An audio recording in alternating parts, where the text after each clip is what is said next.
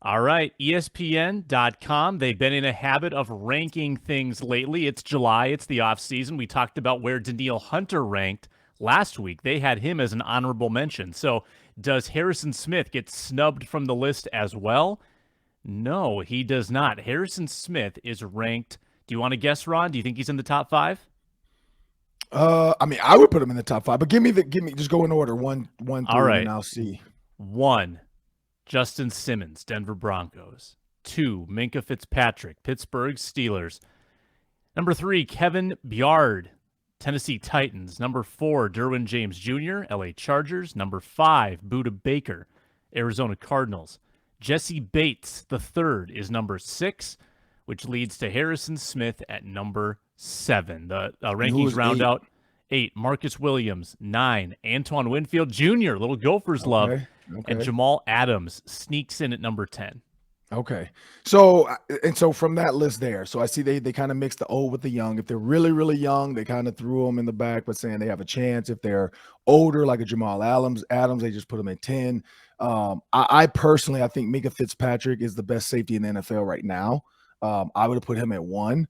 I'd have to read the article a little bit more and dig into it. I don't really do a lot of ESPN Plus stuff, but I'd have to dig into the stats. Like I see the article and I understand where they're going with this, but I want to dig into the stats a little bit more. And here's where I land on that. As I dig into the stats, you think about Harrison Smith. This is a what have you done for me lately league. If Harrison Smith had an Anthony Harris 6 interception type of season last year, the year before, so on and so forth, Mm-hmm. I think Harrison Smith gets a little bit more, hey, yep, he still got it. The problem is Harrison Smith's not always, if you want to call it Hawkeye, from the Avengers, sits back with the bow and arrow in the back, and he's just picking people off from deep. Harrison Smith didn't do that a lot in Mike Zimmer's defense because he was up in the everything. He was up in the box. He was blitzing like secretly. He's jumping different routes to help players out with the double team so that they can get a better matchup on the backside. That and it was kind of, and not to say it was easy to see, but I felt like a lot of teams figured it out. But I would put Minka Fitzpatrick one. I would say seven is probably a good starter. It's a good place. Like, it's not a bad place. I mean, you look at that top 10 as a whole, those are all Pro Bowl type safeties. And the one thing about a safety versus any other position, corner, you can kind of get direct impact of like, what is the receiver's yards versus them in games? What is the quarterback's QBR versus that DB? What is the quarterback's passer rating versus that specific DB? How many touchdowns directly came from him? Safeties is a little bit different. It's more of, okay, big splash plays, interceptions taken back for touchdowns, ball hawk type of plays where you're like, man, this looks like it's going to be a catch, and then safety comes out of nowhere, makes interception. Harrison Smith is not that guy. He does show up in big moments, but he doesn't always do it because he's in the box a lot. And then he's always disguising and trying to get back. And so sometimes when he does it, they're just going to go opposite because they're like, man, Harrison Smith's doing something. So when I look at that group, I get it. Like it fits. It fits the narrative. I stay with Minka Fitzpatrick one. I would throw Harrison Smith five. I mean, that's where I would personally do it just from his body of work. I would throw Antoine Winfield at seven. I think Antoine Winfield being young, he's just getting what he's getting. Jamal Adams, to me, should be around eight. And then you flip some guys around. But hey, that's their list. I get it. When the season goes, we will see how this Pro Bowl vote goes at the end. We can follow back up later. We can go back and see how the interception ratio goes. And then the QBR rating. Like, how is their defensive backfield going? I don't know, Sam. What do you think? Where do you put Harrison Smith? Yeah, I mean, I think if people are looking at just the raw interception total and assuming that because he had just one last year that he's gotten worse, I don't think that's a good indicator. I mean, interceptions are so random with safeties. You look at Anthony Harris, who you mentioned, 3 years ago, he's leading the league, and then I think he got shut out or had one the next year. He just didn't get as many opportunities. It's more about what you're doing on a play-by-play basis, and oftentimes the best safeties aren't getting challenged because they're always in the right spot.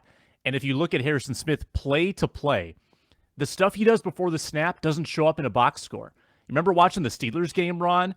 How he was just absolutely playing mind games with Ben Roethlisberger. He was up at the line, and then he was sprinting back 30 yards deep, and he was making the adjustments. He was making all the calls.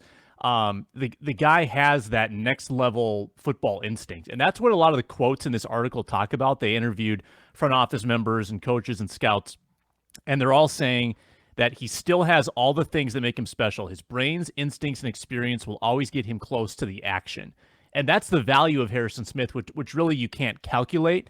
Correct. So I don't think he's dropped off as much as some outsiders might assume, having watched him every single game. I think he's still really good. I mean, he's being paid handsomely. They extended him to a massive deal, and that's going to be tough to sustain for the next 2-3 years. But I think he's worth every penny so far at age 33. Yeah, and I think so too. And with him and Lewis Seen now, I think you add a different beast. Lewis Seen is more of a hitter.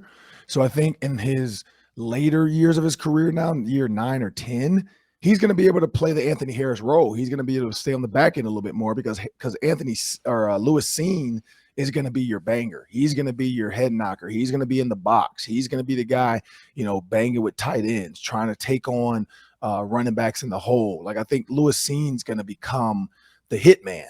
He's going to be the hitman in training, and Harry the hitman can sit back like a boss and say, yeah, you go take care of that light work. I'll sit back here and I'm going to get some interceptions. I'm going to play safety on the back end. Cause in the 3-4, you have a little bit more. Cause if you can get your mic to drop back to the middle and you're going to play like a Tampa 2, you're going to get a little bit more of a Tampa look with an umbrella.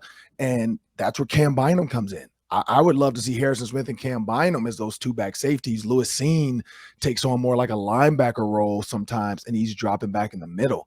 I mean, that can be a dangerous, dirty group when you put 3 safeties on the field. And Cam Bynum can come down and cover because he played corner in college. There's a lot. Darrell Reed brought it up with Ed Donatel's defense that he loves to move. He loves to do stuff and come up with unique looks. I'm not throwing that off the table. I think a 3 safety look could be a different look because you have a corner as a safety in Cam Bynum. And although he hasn't played corner for 2 years now, or going on 2 years now, you don't lose that coverage skills that quick. I mean, he was just in college a year ago. So he still knows how to play corner. I'm pretty sure he's in practice covering tight ends and running backs as well when safeties 1v1 versus safeties, running backs, tight ends.